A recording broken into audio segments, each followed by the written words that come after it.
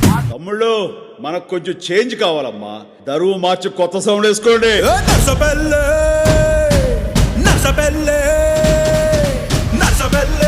కండిలోన గంగదారి నాటు పిల్లే కలిసినాది గంగదారి